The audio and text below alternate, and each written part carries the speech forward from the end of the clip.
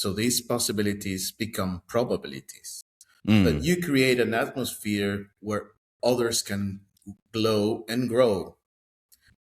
You do not supervise them. You're not, because if you're supervising them, then probably you're just projecting what do you want from you in them, which is not, I'm not saying it's bad, but my thesis when it comes to that paper is that you just put seeds of probabilities in someone. Mm. And you also respect the seeds that comes with him, because the person doesn't comes empty when he joins the craft. This person a culture, it has a history, it's a social subject, it's a social individual. So you just it's like you converge these seeds, and you help to create an atmosphere where they can actually grow without being condemned, without being cut when they are different. This paper, if you have a chance, it's part of three other papers that are actually in the same magazine. And in the other paper that just follows this one is called Pedagogy of Freemasonry. And that precisely is where I explain and I try to expand more. Pedagogy is not a way of doing things, it's not a technique. It's more a reflection. It's a political, historical, and philosophical reflection of education. How Mm. are we being educated, and how we want to educate others?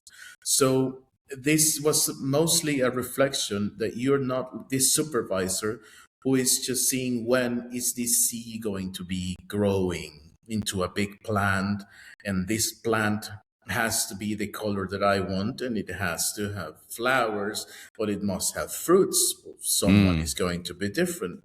I learned through my profession that some plants grow in the shadow, other plants grow in the sun, other grow in the water, other grows in land, and they have different weathers where they can grow, and they are so peculiar that even if you change a plant from one place to another, it might get depressed. There is a record for that, because I told you most of my work is based on music, and this record is called Plantasia from Mauve Garson, which is also to understanding. But we are like that. I mean, we glow and we grow in different areas, but most of our talents, they grow and they glow in different places. Not everybody glows in the sun; some glows in the shadow.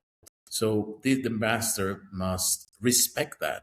But before it respects that, master must have a competence to understand it. And through understanding, you need to observe, you need to listen, and you need to pay attention. Right. And the other thing too is you can easily take what we say master. So we're talking about the worshipful master of the lodge, the leader of the lodge, but we can also just take that to the individual and say, well, you have to be a master of yourself too. Yes. So these are all principles that you can put into place on an individual level. Just don't always be looking up to the worshipful master. Let's take some of these theories that you have from lodge and put them into work with the profane world.